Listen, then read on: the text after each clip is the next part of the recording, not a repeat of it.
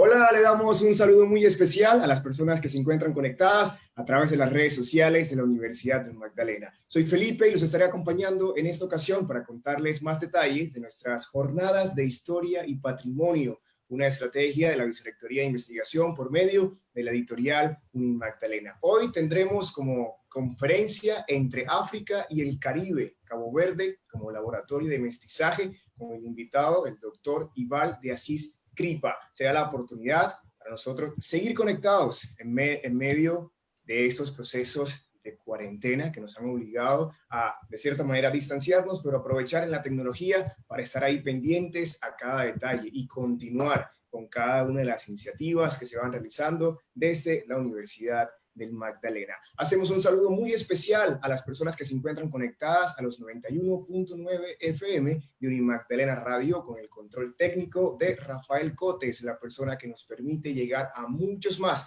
interesados en estos temas, que son fieles seguidores de la señal de los 91.9 FM de Unimagdalena Radio. Queremos aprovechar para incentivarlos, para que ustedes sean parte de las personas encargadas de hacer llegar la información a muchos más, las personas que puedan compartir a través de las redes sociales y se enteren no solamente que este tipo de actividades se hacen en nuestra institución, también que aprovechen, porque si son apasionados por la historia y el patrimonio, estas son unas especiales jornadas para ustedes. En estos momentos aprovechamos para darle la bienvenida al doctor Jorge Elías Caro, es el director de la editorial Unimagdalena y hoy será el encargado de presentarnos esta jornada. Doctor Jorge Elías, bienvenido.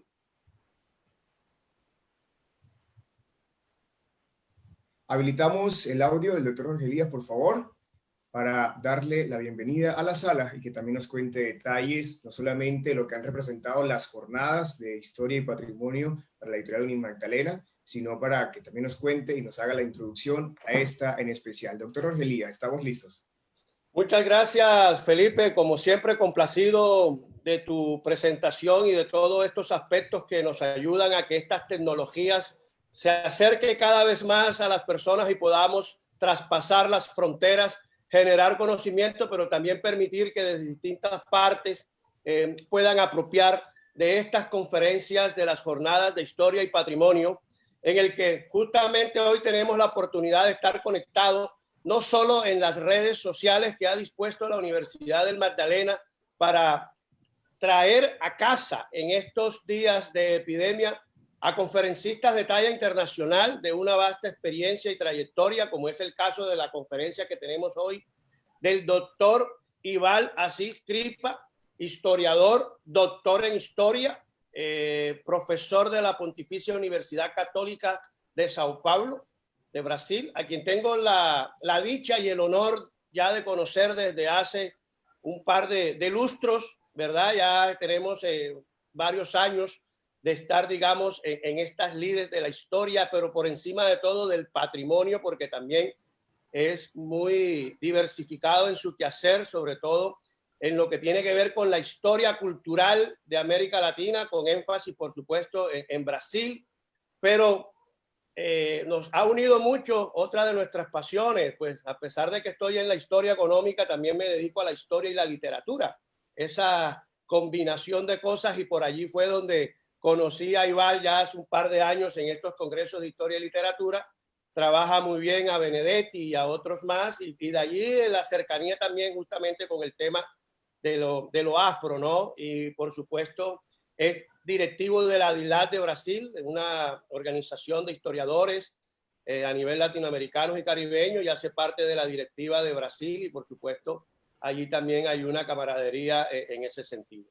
Bueno, y decir de que aparte de las redes sociales, hoy tenemos también el gozo de que hoy todos los radioescuchas de Unimagdalena Radio de 91.9 FM estéreo, canal institucional, permite que toda Santa Marta esté escuchando a Ibal en este sentido, y recordar que las jornadas de historia y patrimonio hoy en alianza con el Consejo Superior de Investigaciones Científicas del CSIC, ¿verdad? Del Instituto de Historia, en un proyecto internacional de cooperación en el que la universidad está vinculada en la Unión Europea, un Horizonte 2020, CONIAR Caribbean, y por eso estos temas de los Caribes, coordinado por la doctora Consuelo Naranjo Orobio, en el que ya en lo que va corrido del año llevamos varias conferencias de distintos tópicos, pero siempre alusivos al Caribe en el marco de ese proyecto de cooperación internacional. Y que antes de darle la palabra al conferencista Ival para que nos hable de Cabo Verde y las relaciones entre África y el Caribe, quiero darle la palabra primero a Consuelo, en principio para que un saludo a todos los radioescuchas de Unimagdalena Radio y a todos los asistentes de Facebook Live, canal institucional de la Universidad Magdalena. Y por supuesto, Chelo, ¿qué nos tiene deparado, digamos, el presente del proyecto y lo que viene? Buenos días para todos los radioescuchas y buenas tardes para ti, Consuelo, allá en Madrid. Buenas tardes desde aquí, buenos días para todos, para toda América Latina y en especial para Colombia. En primer lugar, pues decir que es un placer volver a estar conectada con todos ustedes y seguir colaborando con la Universidad del Magdalena y con la Universidad del Magdalena a través también de su radio. Como decía el profesor Jorge Elías, estamos formando parte de un proyecto, somos 103 investigadores de distintos países de América Latina, el Caribe y algunos países europeos que trabajamos en torno a distintos temas, pero a la región Caribe. ¿De qué manera esta región se configuró como uno de los motores del capitalismo y de la formación del mundo moderno? Arrancamos de ahí y seguimos trabajando hasta temas actuales de hoy en día, como puede ser el racismo y la utilización de la raza, de ese factor construido como un elemento de desigualdad y de exclusión. A través de esta vía que nos ha abierto Unimagdalena y en concreto el profesor Jorge Enrique, que Elías Caro, que lo vuelvo de nuevo a agradecer, pues es una ventana que tenemos para debatir no solamente entre los especialistas, sino entre todas, entre un público más amplio, entre todos ustedes que nos están escuchando y poder ofrecer los estudios que estamos realizando en bibliotecas y archivos. Queremos generar este debate abierto y tener con todos distintos puntos de vista que nos ayuden a mejorar, a abrir y a enfocar nuestras investigaciones de otra manera. Además de estos seminarios, ya llevamos como en 2 meses y medio, lo que va de confinamiento, llevamos 20 y tantos webinars internacionales. Pues además estamos preparando varios libros, algunos de ellos también con la Universidad del Magdalena. Por tanto, yo no voy a hablar nada más, no le voy a quitar más tiempo a nuestro conferencista, que nos va a hablar entre América y el Caribe, Cabo Verde como laboratorio de mestizaje, sino despedirme y agradecer de nuevo esta ventana que nos abre al mundo y esta posibilidad de debatir entre América y el Caribe y Europa los estudios que hacemos desde distintas latitudes. Buenas tardes. Bueno, Ival, complacido de nuevo en la Universidad de Magdalena, ¿no? Sí, buenas tardes. Saludos a la gente de América Latina, de Europa, del mundo, en especial a la gente de Colombia y de Santa Marta, de la Unimagdalena, que también me han recibido en el congreso organizado por Jorge en 2018. Me extraña estar ahí con ustedes. La gente de Aracataca me emocionó mucho a conocer el museo de García Márquez. Entonces, es un placer para mí compartir con ustedes estas reflexiones. Hago una corrección. Yo soy mestizo también, soy híbrido. Mi doctorado es en teoría e historia literaria, pero toda mi formación es en historia. Yo hice el bachillerato, la graduación, ¿no? La maestría, el postdoctorado en historia, pero trabajo en esta frontera híbrida entre la historia y la literatura. Y por esto comparto muchas cosas, muchos intereses en literatura con Jorge. Bueno, ¿cómo surgió la idea de esta mesa? En verdad, la profesora Chelo, que me gustaría también de agradecerle, me preguntó si yo podría hablar algo de Caribe. Y yo soy investigador, básicamente, trabajo más, tengo más investigaciones atualmente sobre Brasil, México, literatura e historia, política también.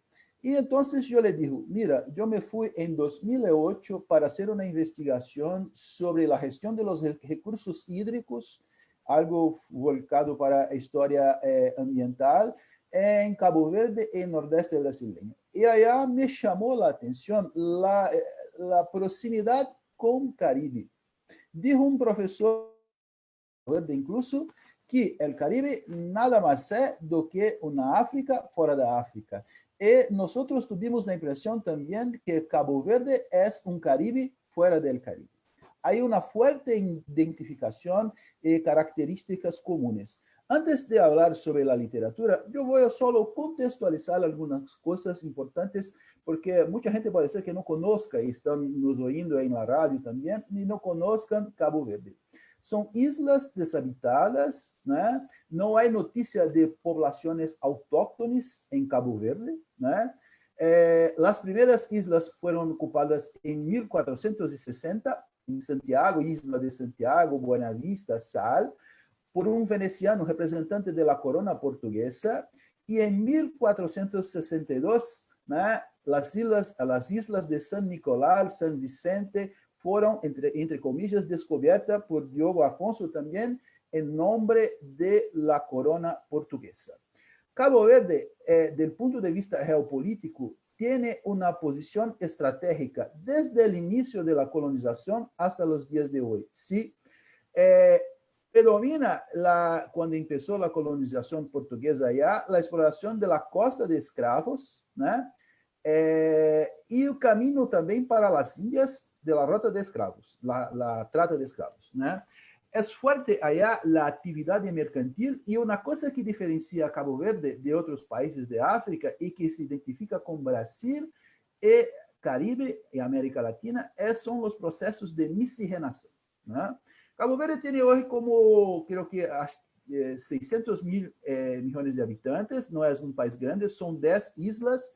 Cuando empieza la exploración de las islas, son maíz, producción de maíz, frutas y verduras, anil, ganado, y después, en franca expansión, el sal y la usuela, ¿no?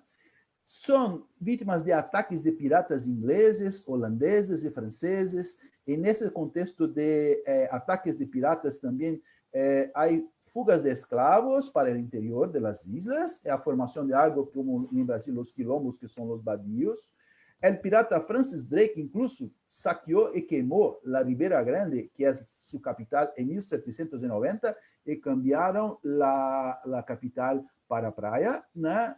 La cosa del fin del tráfico no se va bien, hacen el acuerdo con Inglaterra en 1815, Portugal, pero la trata de esclavos sigue para Brasil, para EUA, para Cuba y para el Caribe. Por esto la identificación y la necesidad de hacer una recuperación de estos vínculos de Cabo Verde, tanto con Brasil como Caribe, ¿no? Con el fin de la trata de esclavos y las sequías, porque la actividad agrícola en Cabo Verde generó desmatamiento, y ellos empezaron a enfrentar periodos muy largos de sequías. En Cabo Verde hoy solo llueve 3 meses. Entonces, el problema de la sequía es muy complicado. Es un país que ha pasado por muchas hambres, ¿sí? Y después que termina el trabajo esclavo, empieza una modalidad de trabajo en 1869, termina el trabajo esclavo, de trabajo forzado que sigue hasta el fin de la colonización, que es 1975, ¿no? El movimiento armado de independencia de Cabo Verde empieza en 1964, liderada por Amílcar Cabral, la Guinea-Bissau, ¿no? que lidera el movimiento, y termina en 1974 con el fin de la dictadura en Portugal de Salazar, ¿no? Termina también el proceso de colonización tardío de África por Portugal, ¿no? Fueron 13 años de lucha armada. Entonces Cabo Verde fue gobernada por un régimen de partido único hasta 1990, cuando entonces terminó este régimen de partido único. Es un país muy, muy, muy interesante, con vínculos muy grandes con nosotros acá.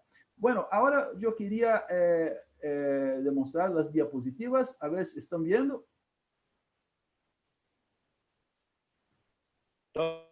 Todavía no sale, Iván. Hay que cargarlas. Bueno, mientras las cargas, recuerdo que mencionabas... Tengo que cargarla de nuevo, ¿sí? Sí, mencionabas que querías hacer esta conferencia sobre Cabo Verde porque decías que esto era un Caribe extendido y me quedó, digamos, rondando el concepto, ¿no? Que va mucho más allá de la masa de agua de Caribe, sino que trasciende, digamos, en ese sentido, ¿no? Sí. Y bueno, Bien, y ahora sí se está viendo. Puedes ampliar perfectamente. Bueno.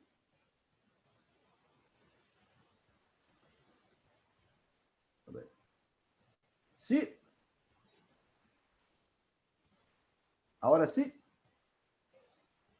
Gracias.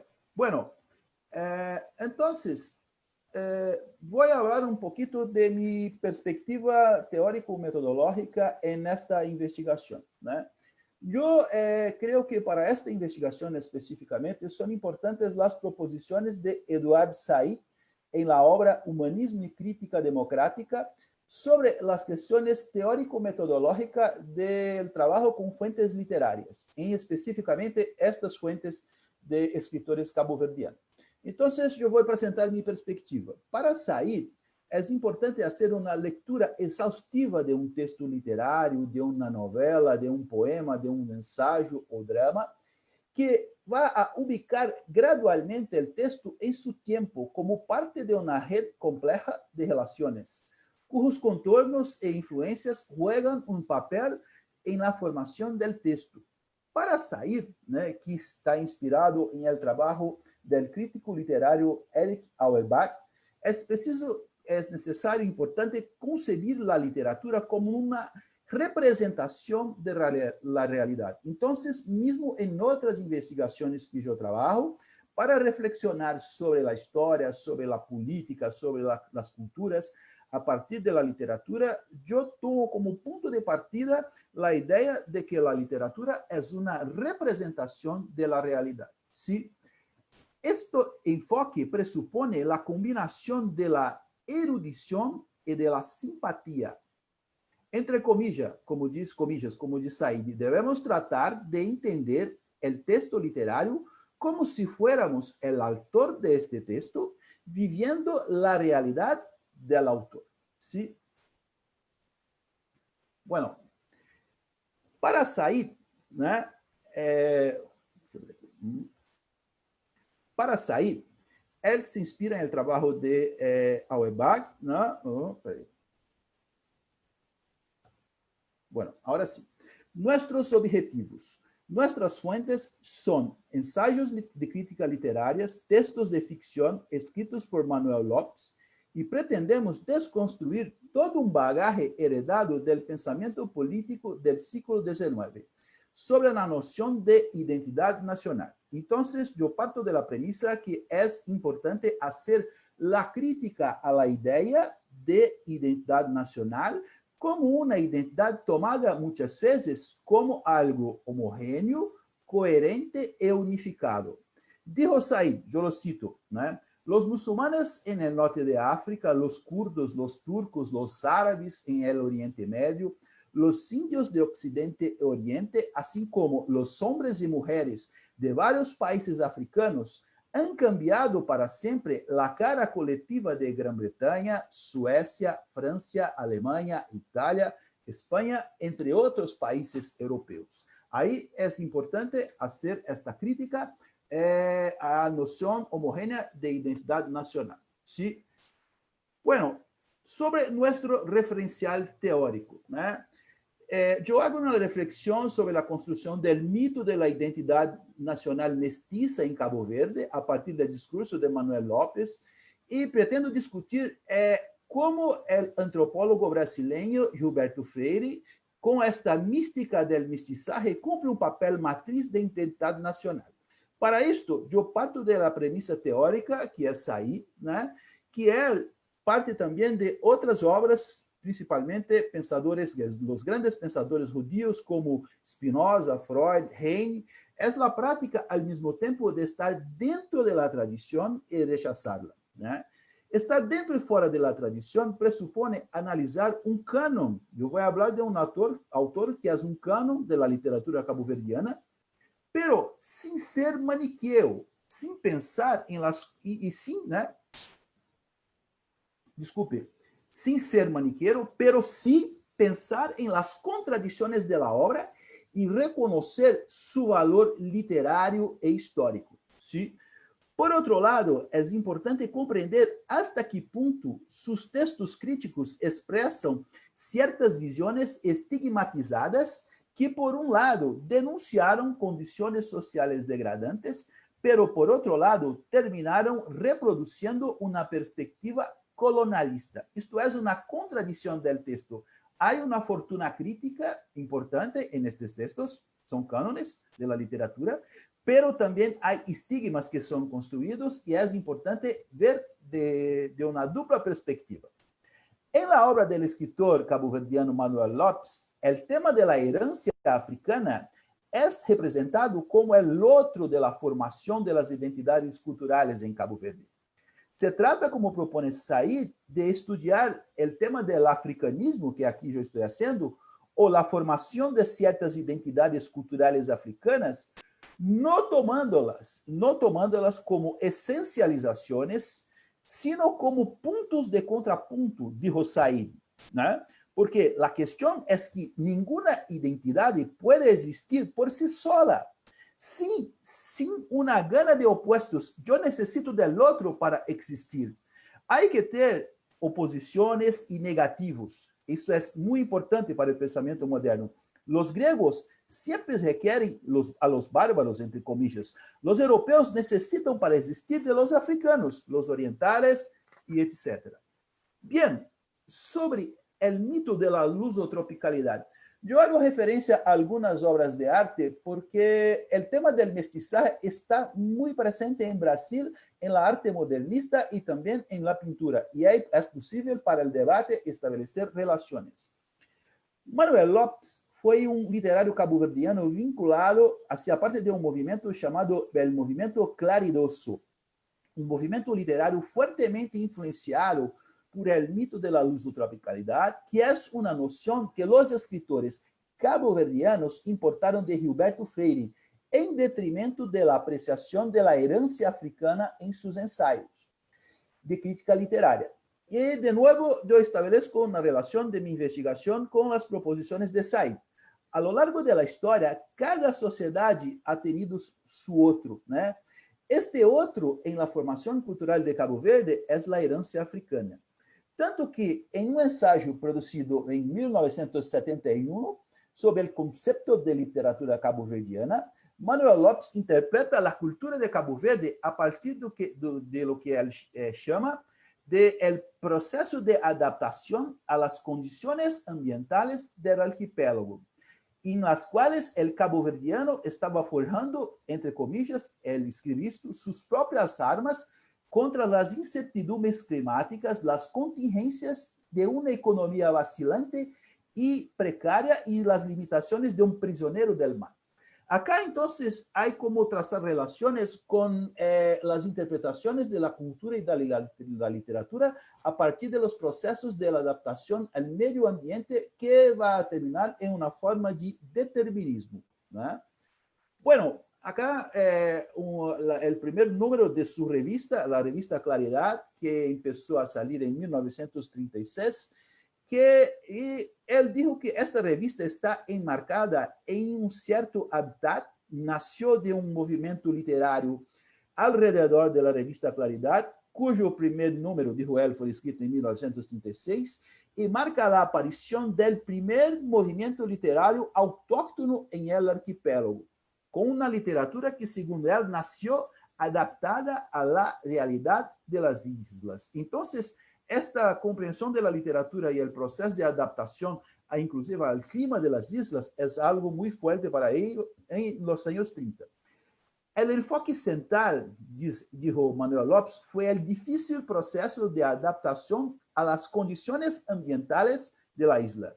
Es un movimiento literario y cultural que participa, dijo Manuel Lopes, y produjo una bibliografía escasa e irregular, pero es una literatura muy importante y valiosa para nosotros estudiárnoslas, para hacer investigación, pues expresa un movimiento importante en la historia cultural de Cabo Verde, hace parte de la historia cultural y la historia intelectual de Cabo Verde, né? Era uma revista composta por empregados, profissionais de promédio, publicavam poesia e começam a fazer um análise sociológico e literário do arquipélago, das islas. E o objetivo principal era opor-se ao patrimônio africano como uma forma de identidade cultural cabo-verdiana, né?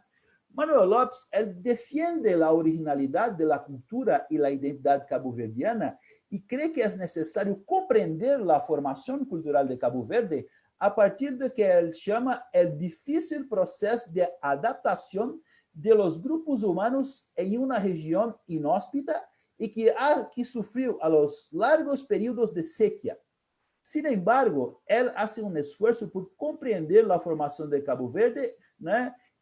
Pero él desliza a la construcción de un discurso europeizado y ayudó a construir el mito de la identidad caboverdiana desde una perspectiva europea.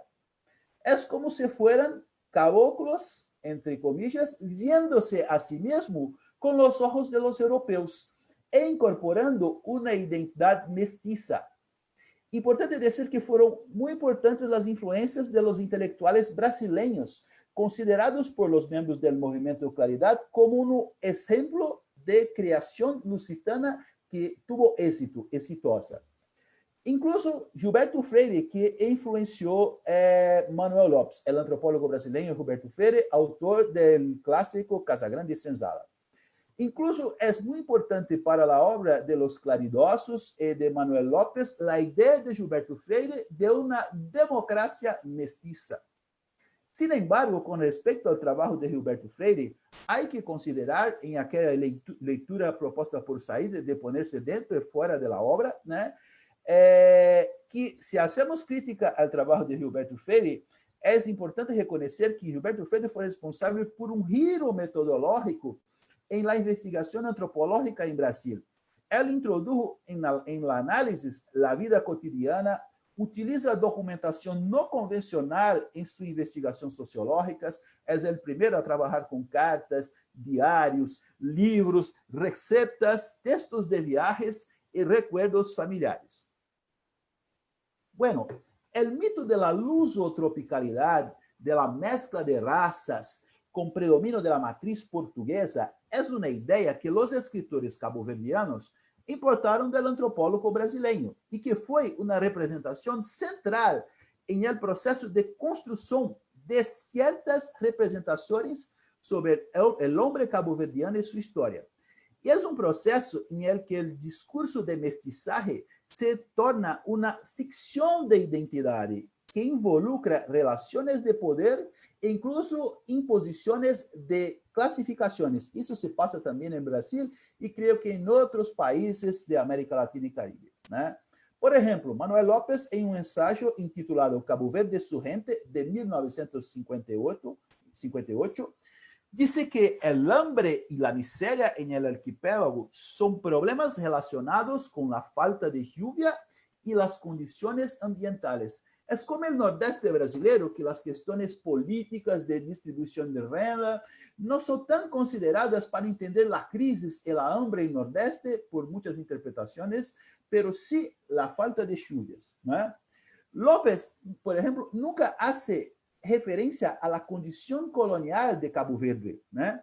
E seus efeitos posteriores em la história do país, marcados por umas série de sequias e hambres a princípios do século XX, né? Existem as sequias, as hambres, mas há questões políticas e históricas que também necessitam ser discutidas.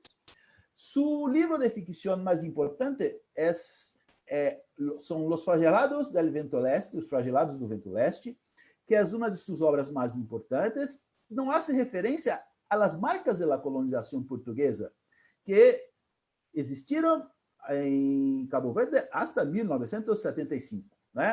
También no hace muchas referencias a la esclavitud y a la trata de los esclavos en el proceso histórico de formación de la población caboverdiana.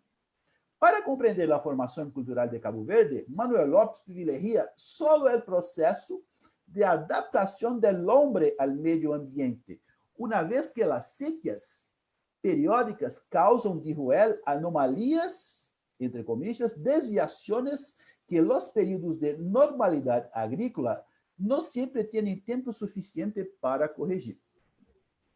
Bueno, una otra referencia importante para pensar la cuestión de la identidad nacional es el libro de Benedict Anderson sobre el discurso y la praxis de los intelectuales en países que han emergido recientemente de la condición colonial y que desempeñaron un papel clave en el proceso de constituir identidades nacionales. Esta es una otra referencia importante en mis investigaciones sobre historia y literatura.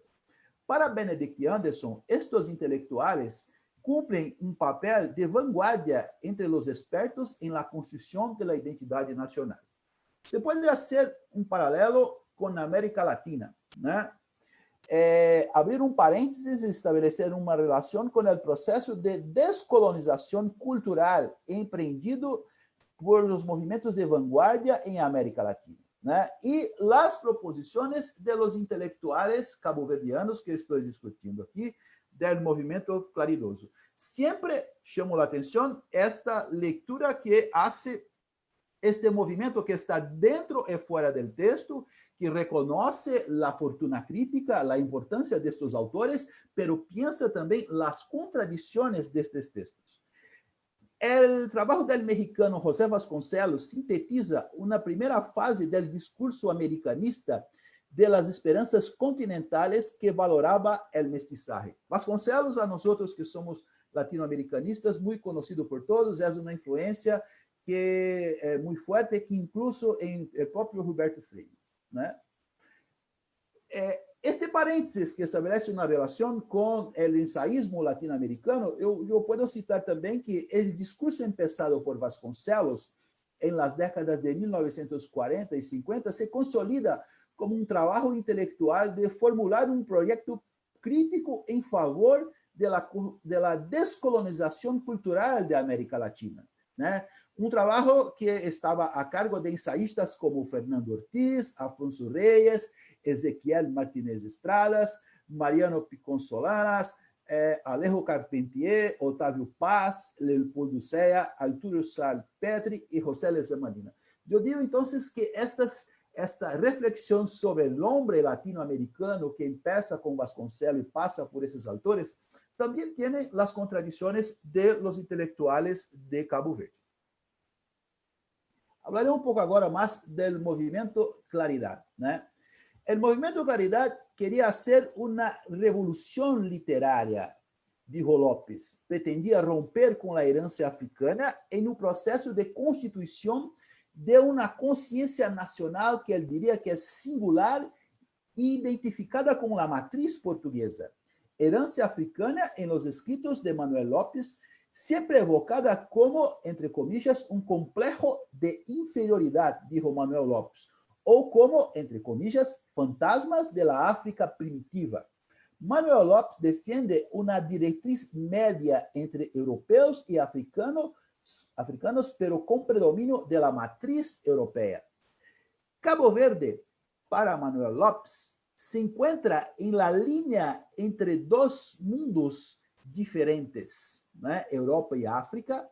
Sin embargo, en la formación cultural del hombre caboverdiano, desde su perspectiva, predomina la herencia africana, no predomina la herencia africana, pero sí el espíritu europeo.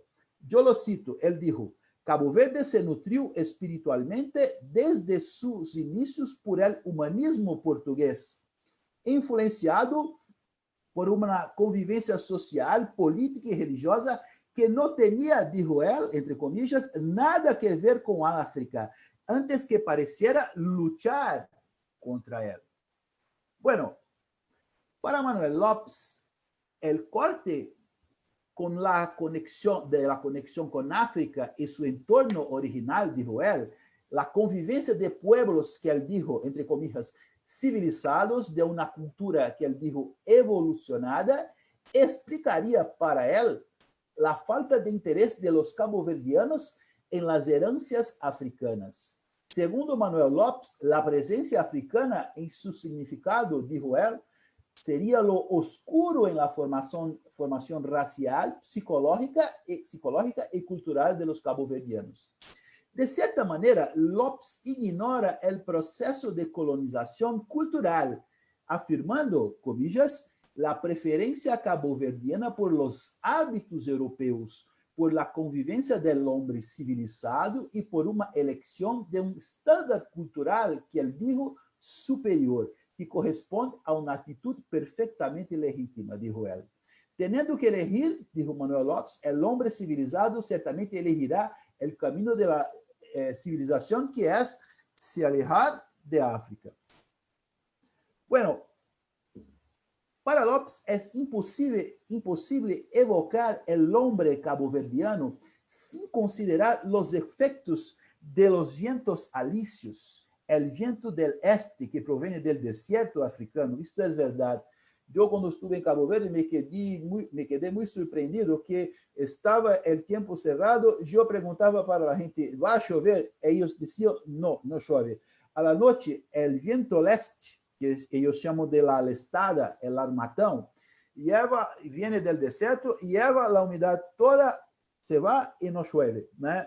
Según Lopes, el caboverdiano experimenta en su formación las alegrías y la euforia, las alegrías contagiosas y el horror de la necesidad y el deseo, yendo de un extremo al otro de las tolerancias humanas, en la que las islas evocarían una imagen de desolación y sequía, o como él dijo, una lucha desalentadora de Sísifo, disculpe. Una característica recurrente en la obra de Manuel Lopes es la idea de que la vida en las regiones áridas y semiáridas son un flagelo, ¿no? Y sigue un movimiento pendular que va desde la euforia hasta la depresión, concomitante con periodos de lluvia y sequía. Esto, en términos de historia intelectual, esta interpretación de la vida en África, en Cabo Verde, en América Latina, que va de un extremo a otro, es muy común en otros autores también latinoamericanos, incluso en José Vasconcelos, ¿no? Se puede incluso trazar una relación entre la obra de los literarios, de los intelectuales, escritores caboverdianos, con Brasil, con la obra de Euclides da Cunha. Euclides da Cunha, que ha influenciado Graciliano Ramos, la obra Vidas Secas, y esa literatura regionalista sobre el Nordeste seco, que Graciliano Ramos también representa, Vidas Secas, es una influencia muy importante a los literatos caboverdianos, por la identificación de las condiciones climáticas con el Nordeste seco de Brasil, ¿no? Es posible también establecer algunas conexiones de la producción crítica de Manuel Lopes y la literatura modernista brasileña, ¿no? Cuando lo hablo modernismo en Brasil, en verdad yo hablo de la vanguardia de los años 20, 30, Mário de Andrade, Oswald de Andrade, ¿no? Los pintores que yo pongo ahí en las pantallas, ¿no? Y la reflexión sobre el noreste seco, ¿no? Porque hay diálogo, hay contactos entonces de esos autores con la literatura brasileira. Es una literatura regional producida por cabo-verdianos vinculadas a un movimiento, ¿no? E é também um movimento de emancipação cultural que busca o que eles dizem, como Vasconcelos, el verdadeiro ser cabo-verdiano. A representação deste hombre raiano afro-europeu, entre comillas, né, construída por Manuel Lopes, se relaciona também com o processo discutido por Eduardo Said, em la qual, em el siglo XIX, nenhum país, eu cito Said, está composto de nativos homogêneos. Cada uno tiene seus imigrantes, sus otros internos, y todas las sociedades, como el mundo que vivimos, son híbridas, ¿no? Pero al invés de una convivencia, hay siempre la construcción y la exclusión de los otros, ¿no? De cierto modo, la herencia africana en el trabajo de Manuel Lopes constitui o que Said define como el otro interno, né, em los antecedentes culturales de Cabo Verde. Ou melhor, el otro excluído deste tipo de construído em la literatura del hombre cabo-verdiano. Manuel Lopes, por exemplo, já vou encaminhando para o fim, cita Gilberto Freire em um ensaio sobre literatura regional de Cabo Verde. Hace referência à expressão do antropólogo pernambucano Gilberto Freire sobre o que habla de um mundo de português de sentimento e cultura. Para Lopes, a literatura cabo-verdiana pode considerar-se, comillas, a primeira manifestação de la autenticidade literária que se produjo em los portugueses em el extranjero.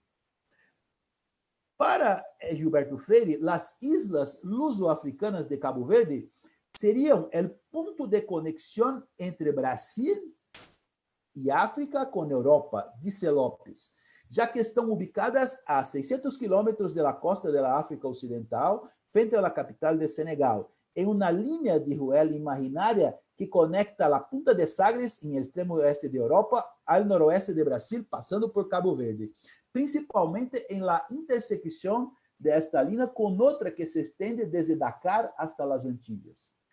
Eu hago referência em um outro ensaio de Manuel Lopes de los anos 1960, um pouquinho antes do movimento de independência, em que ele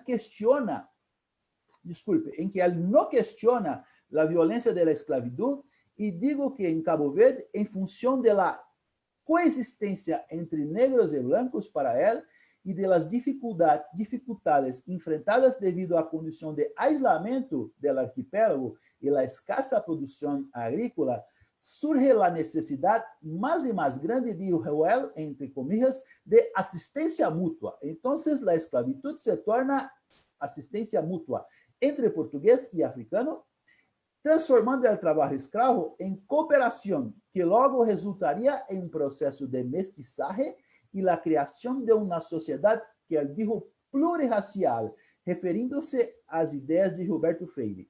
Eu hago uma referência a uma citação de Manuel Lopes que queda bem claro esta influência de Gilberto Freire. Ele dijo: "La forma del ser del português tolerante e indiscriminado favoreceram a convivência entre blancos e negros, de la que surgiu como resultado del intenso mestizaje uma população diferenciada, luso-tropical, plurirracial, adaptado a las duras experiencias de la agricultura".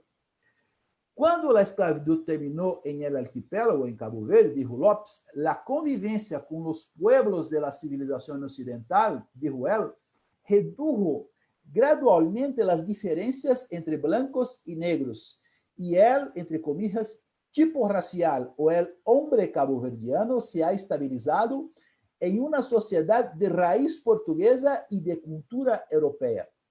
Este processo de mestizaje entre as populações portuguesa e africana em Cabo Verde pressupone, para Manuel Lopes, uma ideia de, entre comillas, evolução cultural.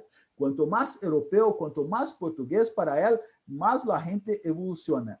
Isto é uma expressão do discurso colonialista português em África.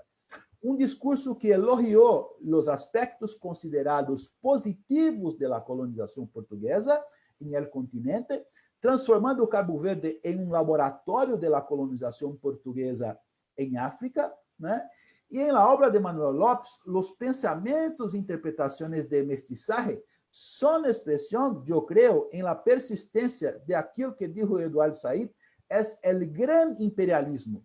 Os países hacen a independência, pero el pensamento colonialista sigue, que o grande imperialismo sigue depois, incluso, da Segunda Guerra Mundial. Terminam os sistemas colonialistas, pero a forma de pensar colonialista sigue. Isto é a capa do livro del viaje que hizo Gilberto Freire em 1951. Ele viajou por África durante 7 meses em busca de lo que ele dizia de las constantes portuguesas em los países de colonização portuguesa. Viagens financiadas por Portugal em la ditadura de Salazar, que él en su libro registra excelentes impressões del ditador, que lo chama de el professor Salazar, né?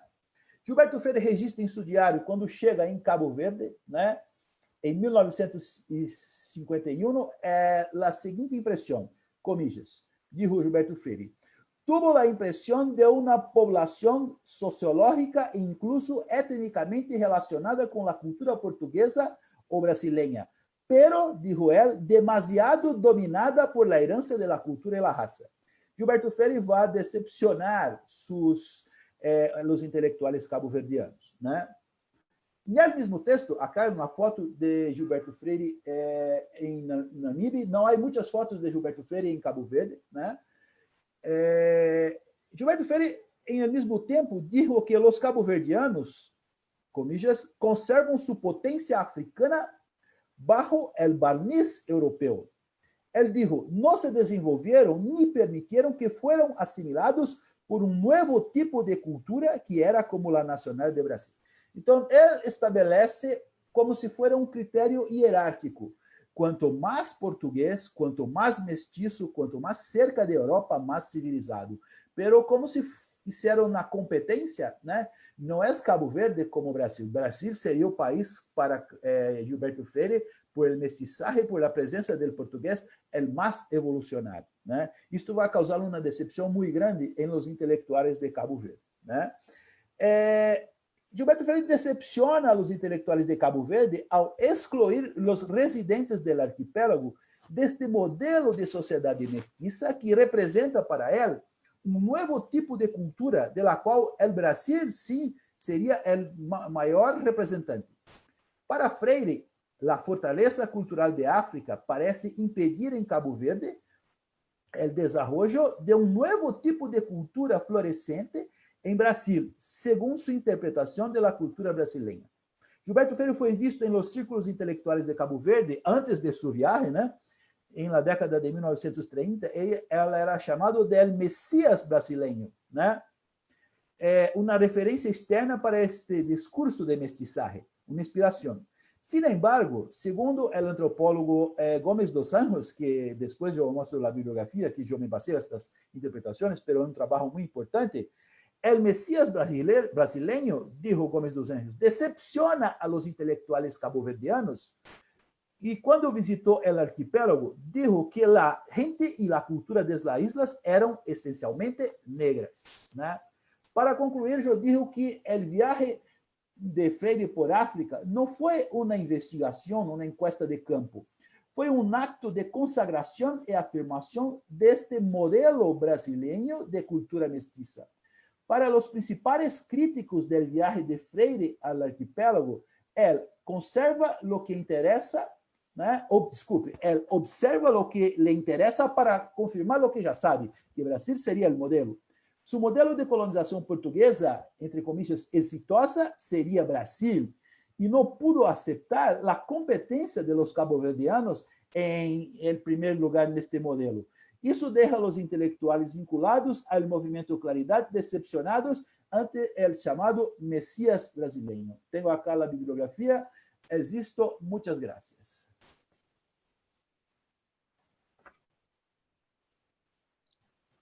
Bueno, excelente esta intervención, bastante ilustrada, muy gráfica en ese sentido y nos ubica justamente en ese concepto que, como lo dije hace un rato, nos ha quedado aquí, como decimos, entre comillas, sonando, ¿no? Aprovechando que estamos en Unimagdalena Radio 91.9 FM estéreo, transmitiendo para toda la región y, por supuesto, también a través de los canales de Facebook Live. Te cuento, Ival, que tenemos audiencia de muchos países, ¿no?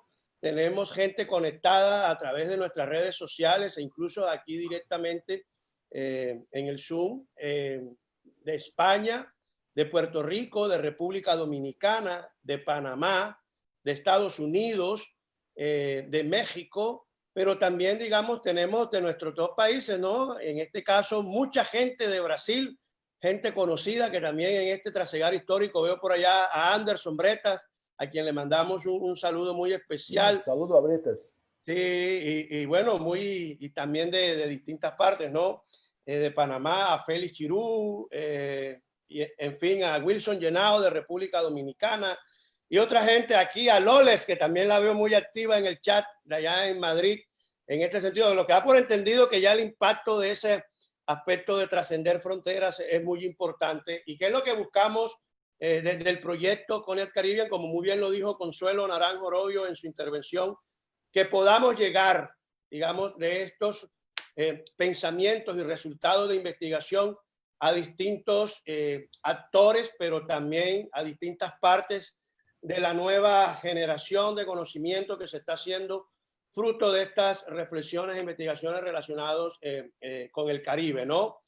En ese sentido queda abierto, digamos, todos los comentarios y preguntas, en principio aquí en los que están en Zoom, y posteriormente, Felipe, si tienes Sí, alguna señor. pregunta, por favor. Aquí estamos conectados, les recordamos a las personas que nos están escuchando, los que están conectados en los 91.9 FM de Magdalena Radio, que tenemos la oportunidad para poder hacer sus preguntas a través de la fanpage de la Universidad de Magdalena. Estamos en vivo a través de esa plataforma y también es una invitación para que podamos no solamente escucharnos, sino interactuar, viéndonos un poquito y sentirnos más cerca.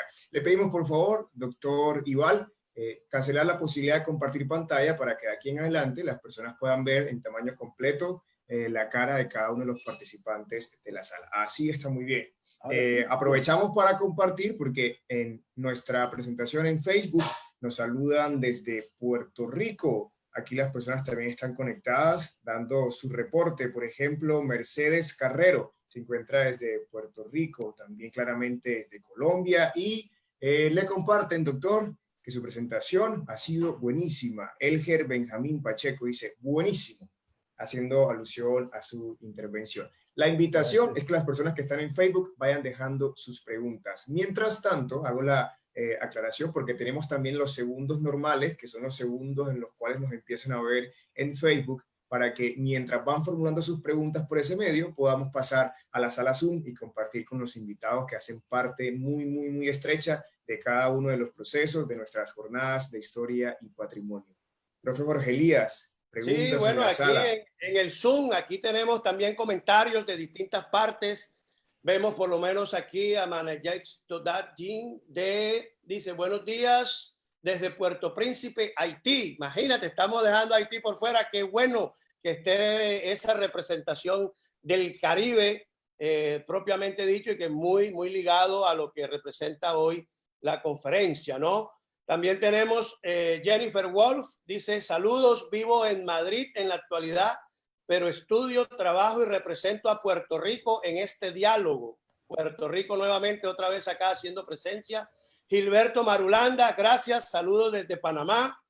Loles González Ripoll, ya lo habíamos dicho, desde Madrid, muy interesante, muy sugerente visión y desconocida para muchos, gracias. Wilson Llenao, muy interesante la conferencia, saludos desde Santo Domingo, República Dominicana. Y Consuelo está pidiendo la palabra para hacer una pregunta, por supuesto. Chelo. Sí, hola, buenas tardes, buenos días. De nuevo, primero felicitar al profesor Ibal Lassis. Ha sido muy interesante, como decía también Lole González Ripoll, para muchos desconocido. Y a mí lo que más me ha sorprendido de tu charla es ver las conexiones atlánticas, que es justo lo que estamos trabajando. Y muchas veces cuando hablamos de conexiones atlánticas nos limitamos a América Latina, el Caribe y Europa, y estamos dejando a un lado África.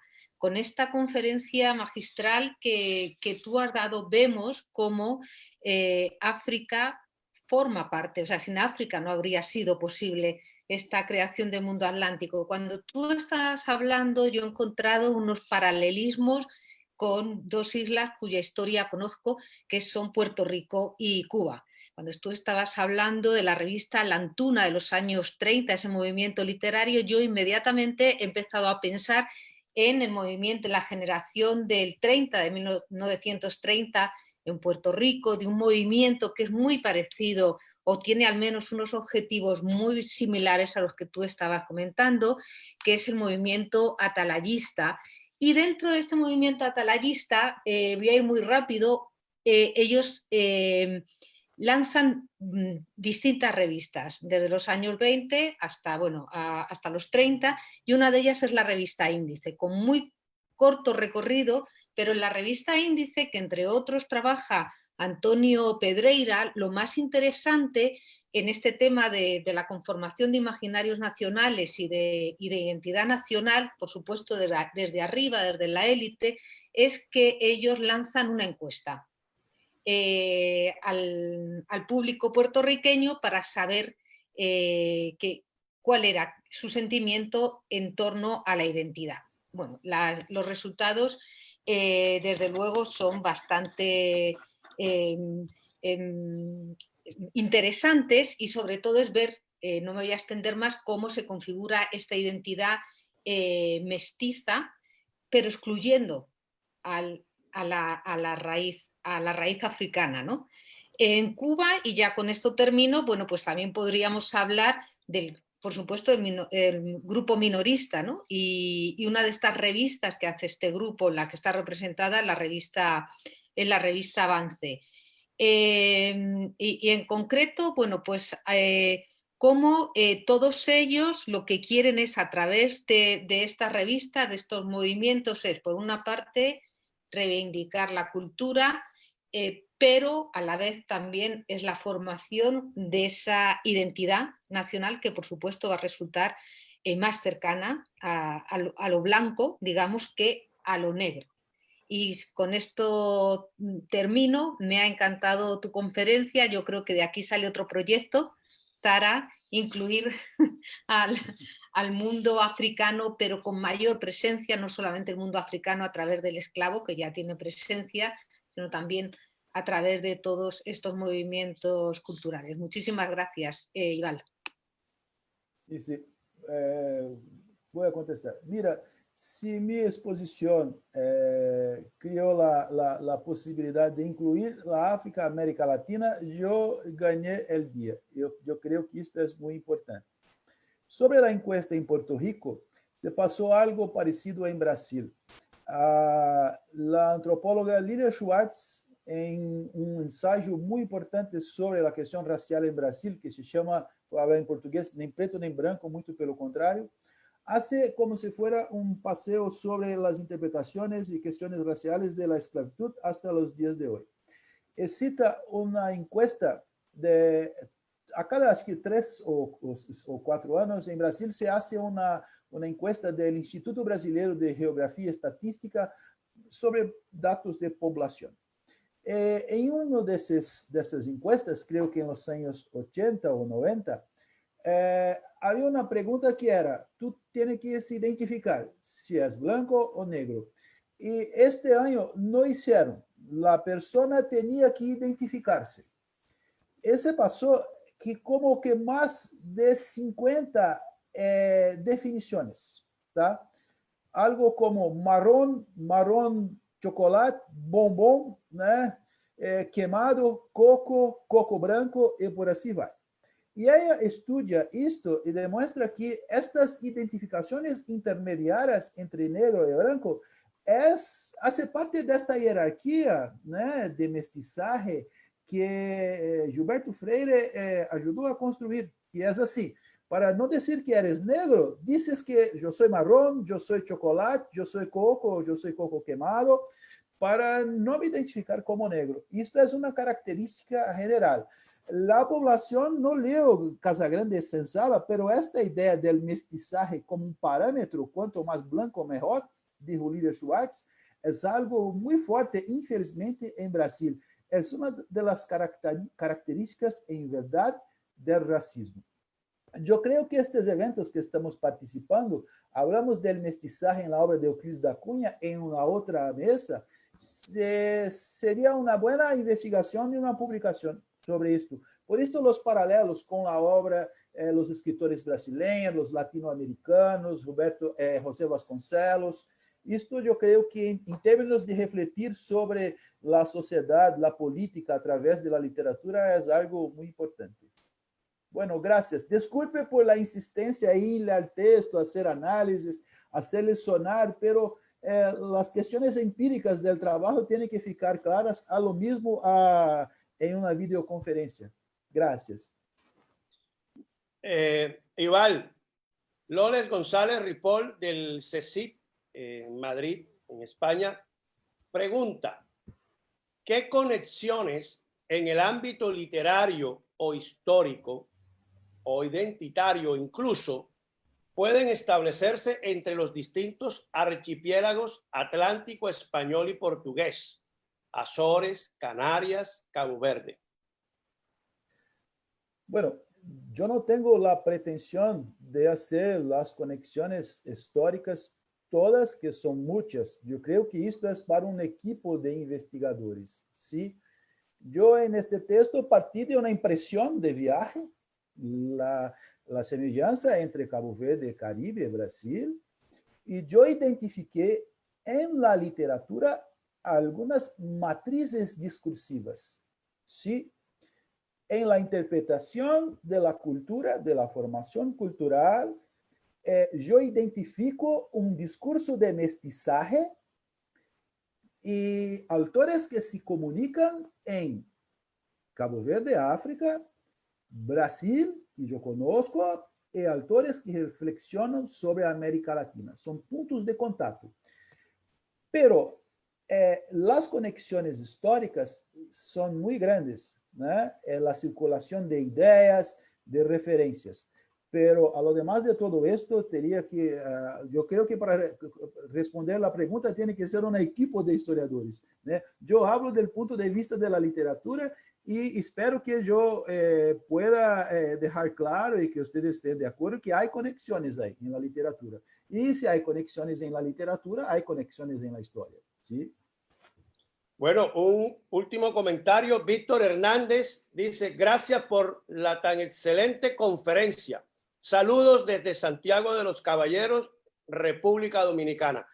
Felipe, ¿cómo está por allá el fanpage de la universidad, por favor? Bueno, yo comparto detalles del fanpage con personas que se siguen conectando y compartiendo su sintonía. Aún no nos han compartido sus preguntas, pero José Daniel Lacutir nos dice, mi más cordial saludo a todos los participantes de esta interesante conferencia. Y aparte, Leonardo Dangón comparte sintonía desde Valledupar, compartiendo desde diferentes ciudades de nuestro país. Todavía el Facebook está un poquito más penoso frente al tema de organizar preguntas, pero nos han demostrado su sintonía y sus interacciones en cada uno de los mensajes que nos comparten en medio de la transmisión. Empiezan a interactuar, compartir me gusta, me encanta, sabemos que están ahí, pero los invitamos también a que puedan compartir sus preguntas, que aprovechemos la oportunidad de estar tan cerca con el invitado en esta jornada para que sea él la persona encargada de darnos respuesta a nuestras inquietudes. Acá nos compartieron una, Elger Benjamín Pacheco, cómo descolonizar ese pensamiento eurocéntrico que aún se encuentra vigente en nuestra sociedad. Bueno, me gustó la pregunta. Yo presento como alternativa de una revisión y una reinterpretación de la historia latinoamericana. Por ejemplo, la discusión que hace Eduard Said. En verdad, si tú lees mis investigaciones anteriores, yo no trabajaba con Said. Empecé a leer su obra y las cuestiones que pones en el orientalismo sobre la descolonización de las visiones eurocéntricas sobre el Oriente, yo defiendo esta idea, es algo que también puede ser importante para descolonizarnos estas visiones esencialistas de América Latina. Mira, una cosa que es importante decir, nosotros somos híbridos. Hay procesos, como dijo Néstor García Canclini, el investigador argentino que vive en México, no somos el resultado de un proceso de hibridación que es muy rico, muy interesante. Portugal, España también. No hay que negar este proceso de hibridación, pero no construir, como dijo él en la pregunta, su pregunta ya tiene contenida la respuesta, ¿no? Quebrar con visiones muy estigmatizadas, esencializaciones y hacer la crítica, desconstruir estas visiones que siempre van a tener un otro excluido, ¿sí? el punto de partida para la violencia, para el racismo, para la intolerancia, es siempre construir los que son y los que no son, ¿no? Por ejemplo, yo soy brasileño y a mí no me gusta mucho el fútbol, no comprendo mucho el fútbol, me gusta la música, la comida, yo en la selección yo torço, pero no soy aficionado y no dejo de ser brasileño por esto, ¿no? Entonces hay que crear espacio para múltiples identidades, ¿sí? Y lo que estamos hablando aquí no es solo de literatura, es de política, ¿no? Y de crítica a la intolerancia y al racismo. Entonces es muy importante eso, yo creo. Muy bien. Por acá nuevamente Consuelo manifiesta. ¿Cómo fue el trabajo forzado que se extendió durante casi un siglo después de la abolición? Esta pregunta, el trabajo forzado en Cabo Verde. Sí. Consuelo, Sí, si sí, quieres mejor sí, contextualiza. sí, en Cabo Verde. Tú creo que comentaste que después de la abolición de la esclavitud en 1869 se inició un trabajo forzado y me pareció que era como que duraba todo un siglo hasta la independencia. Entonces, ¿cómo fue esa transición y en qué consistía este trabajo forzado? Y si se puede decir que era prácticamente una semi-esclavitud.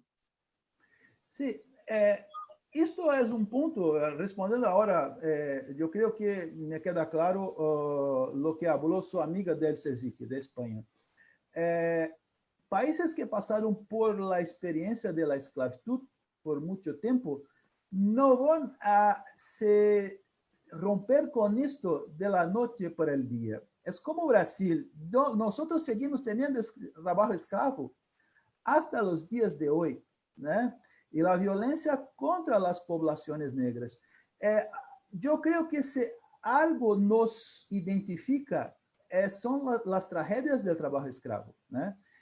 La información y la impresión que tuve cuando estuve en Cabo Verde es como Brasil, lo que era la esclavitud se transforma en un acuerdo, una intrajuda, una cooperación, pero sigue siendo esclavitud, ¿no? Infelizmente, la semana pasada en Brasil se pasó aquí la muerte de un niño, de una empleada, ¿no? En una casa de élite, y es algo muy parecido. Institucionalmente, legalmente, la esclavitud deja de existir. Pero el pensamiento, el imaginario esclavista y relaciones que definitivamente son esclavas, eso acontece, por lo que vi. Esta relación ambigua con la esclavitud es algo que tiene Cabo Verde, algo que tiene Brasil y algo que también Caribe hay que reflexionar, ¿no? Pero los datos que yo sé es que, como el texto de Manuel López es un entreacuerdo. Lo que era esclavitud legalmente ahora es cooperación, pero las condiciones de trabajo y la violencia son parecidas.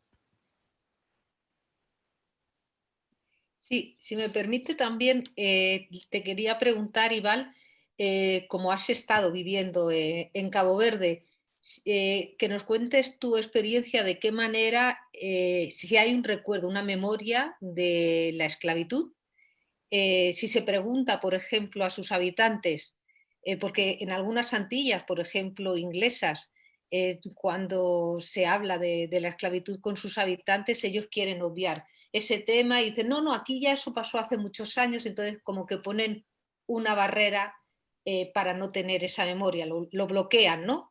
Es la negación de la realidad. Entonces, si tú constataste esto. Sí, esta es una impresión que yo tuve. Yo incluso sentí falta de manifestaciones religiosas africanas. Em Brasil, são muito mais comuns e fortes, em São Paulo não, pero Rio de Janeiro, nordeste de Brasil, sim. Pero eu creio, tuve esta impressão de viagem, que este discurso de que somos portugueses, somos mestizos, nosotros nos entendemos bien, se quedó muy fuerte en ellos. Pero lo que es importante considerar en Cabo Verde, que es positivo, es así. Cabo Verde pasó por muchas hambres al inicio del siglo XX, muchas hambres. Y ellos, cuando hicieron la independencia, tomaron una decisión. Nosotros hablamos con liderazgos, inclusive, del movimiento, que era, ellos empezaron a recibir ayuda de varios países ricos del mundo. Y tomaron una decisión, gerir bien los recursos que recibían, para no crear una sociedad de mendicantes. Y Cabo Verde tiene hoy reconocimiento internacional por buena gestión de recursos. ¿Sí?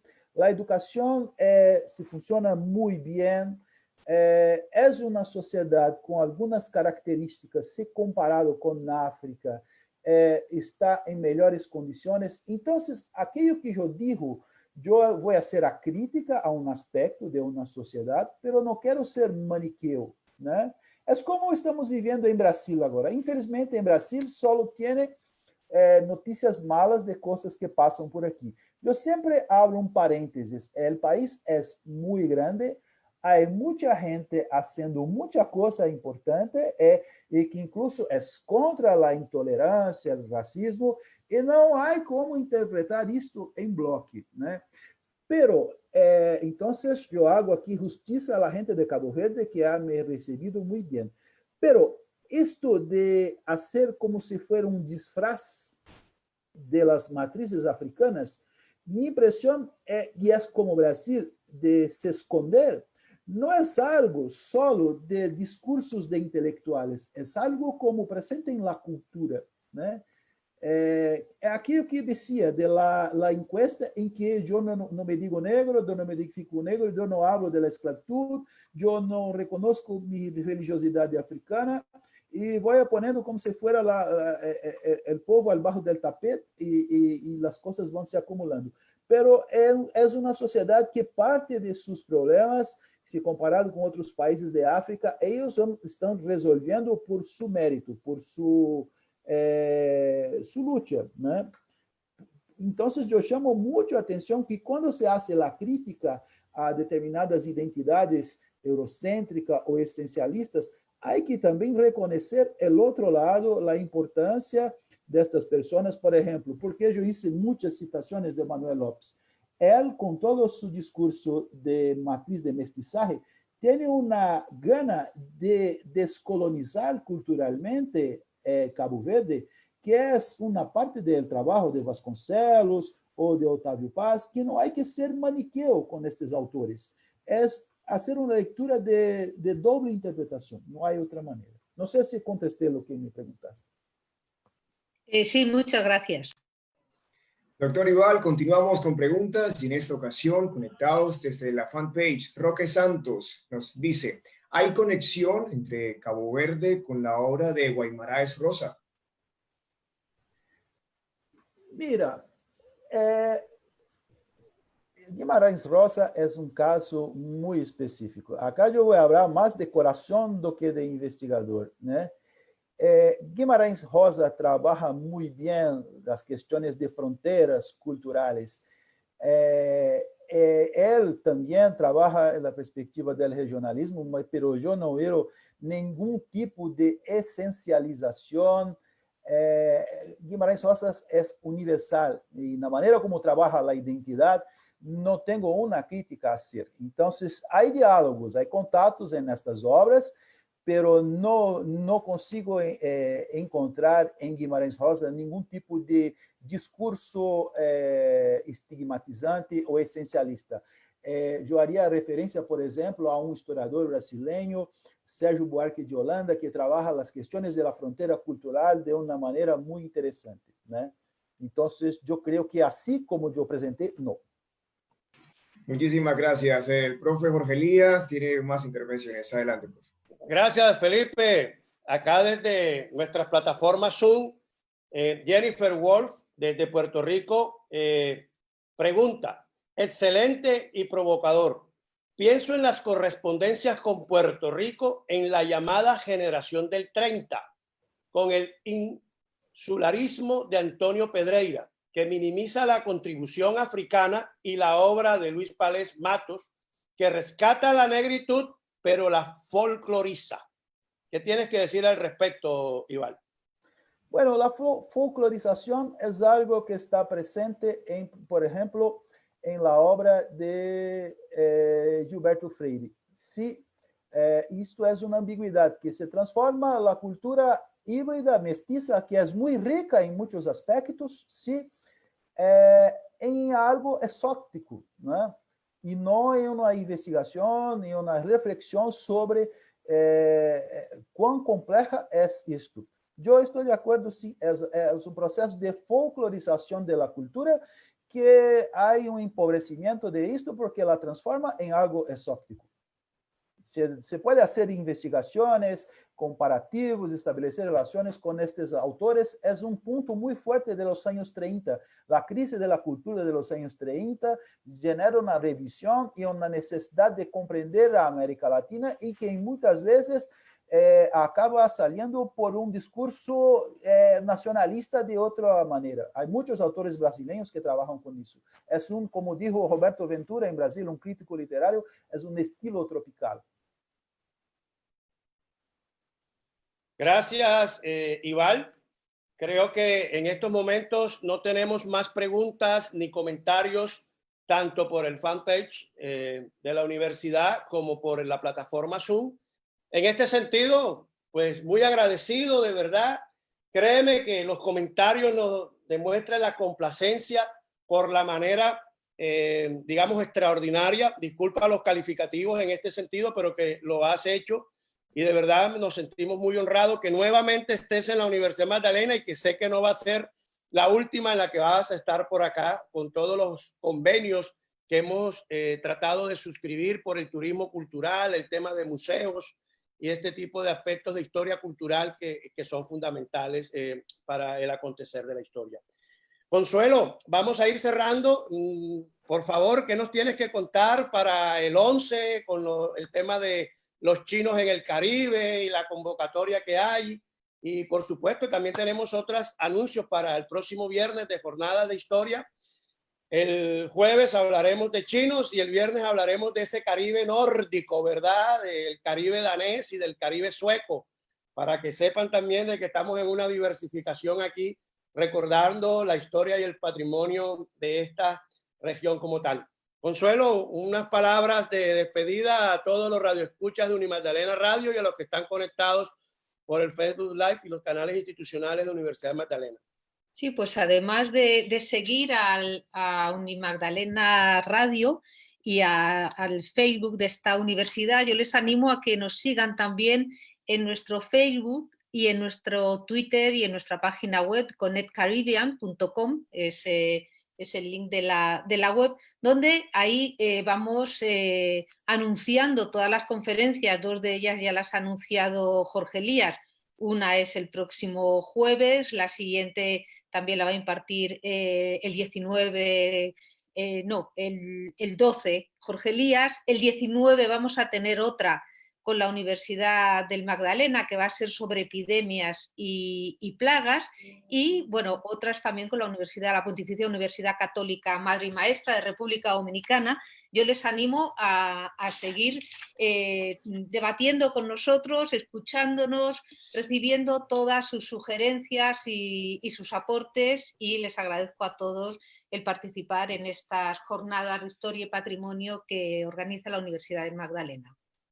Muchas gracias, Consuelo. Solo me resta decir, invitarlos desde la Universidad del Magdalena. Tenemos el día viernes 12 a las 10 de la mañana en la presentación de un libro que también está con el coauspicio del Banco de la República de Colombia y, por supuesto, del proyecto Connect Caribbean H2020 de la Unión Europea, en el que vamos a estar allí presentando ese Caribe sueco de 1820 a 1850 y de esas dinámicas comerciales, de rutas, de navegación, pero también de la participación, digamos, en términos de lucha por la independencia de todos los europeos que se vincularon acá y unos condes y otras personas vinculadas a ellas que de alguna u otra forma hacen parte de nuestra historia. Ya lo mencionó Consuelo también, el día 19, pues estamos en medio de una epidemia, todavía en cuarentena.